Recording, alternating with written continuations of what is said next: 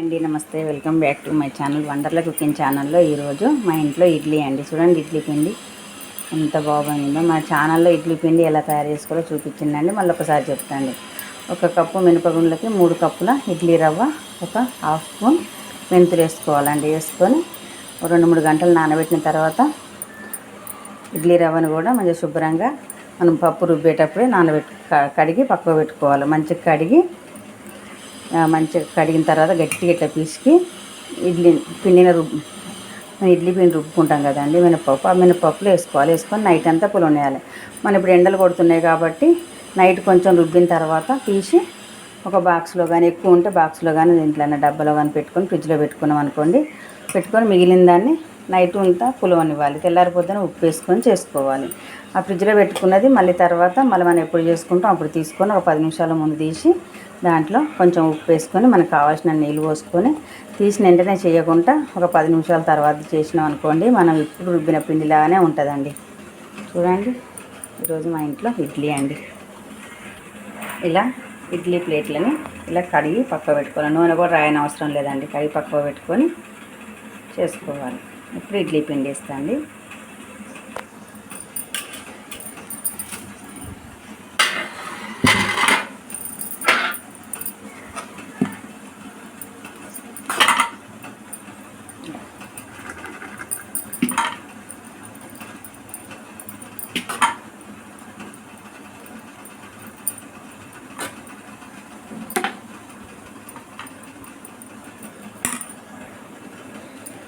ఇలా వేసుకోవాలండి.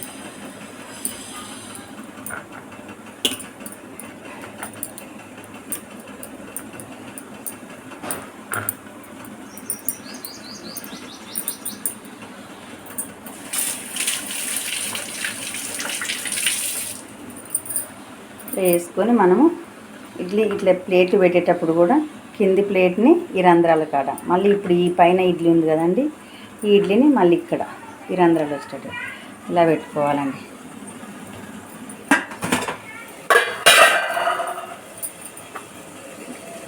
నీళ్ళు వేడైన తర్వాతనే పెట్టుకోవాలి.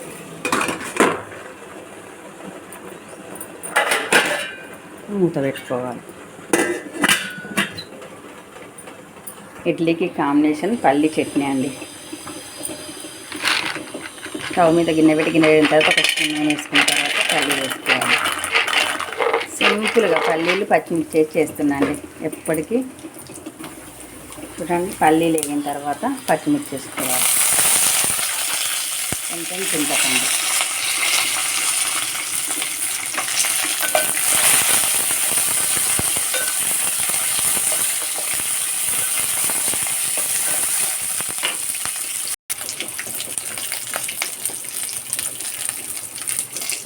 ఒక స్పూన్ ఉప్పు వేసుకోవాలి.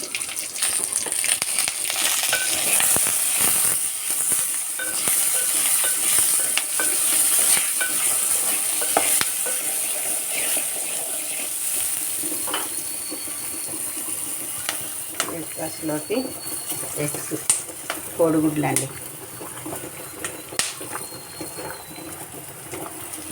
పల్లి చట్నీ, సాంబార్.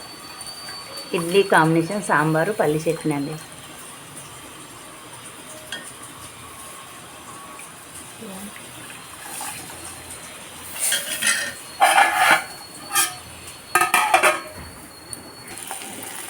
ఇలా మిక్సీ జార్లో వేసుకొని కొంచెం వాటర్ వేసుకొని మెత్తగా పేస్ట్ లాగా పట్టుకోవాలి. మరీ మెత్తగా పట్టుకోవద్దండి, కొంచెం బరకగా పట్టుకోవాలి. ఇలా పచ్చిమిర్చి, పల్లీలు, కొంచెం చింతపండు, ఉప్పు ఇలా మెత్తగా ఇట్లా పట్టుకోవాలండి. మరీ మెత్తగా పట్టుకోవద్దు, కొంచెం బరకగా పట్టుకోవాలి. మన రోట్లో నూరినట్టుగా ఉంటే బాగుంటుంది, మెత్తగా ఉంటే బాగుంటుంది. దీన్ని పోపు చేసుకోవాలి. ఇలా స్టవ్ మీద గిన్నె వేడిన తర్వాత ఒక స్పూన్ వేసుకొని ఎండుమిరపకాయలు, జీలకర్ర, ఆవాలు పోపు మీద వేసుకోవాలి. చిటికెడు పసుపు వేసుకోవాలి. పసుపు వేసుకుంటే కొంచెం చూడటానికి కొద్దిగా పచ్చ లేకుండా తెల్లగా ఉంటుందండి. కొంచెం కరివేపాకు,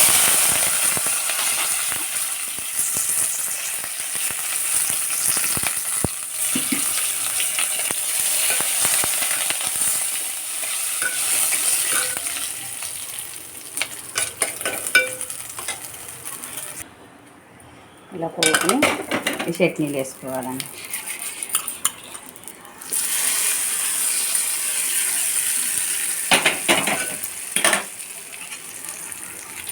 చట్నీ రెడీ, పల్లీ చట్నీ రెడీ. బ్రేక్ఫాస్ట్లోకి కోడిగుడ్లు అండి.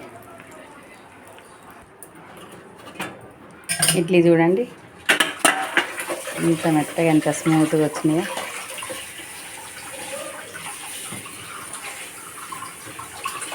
ఇట్లా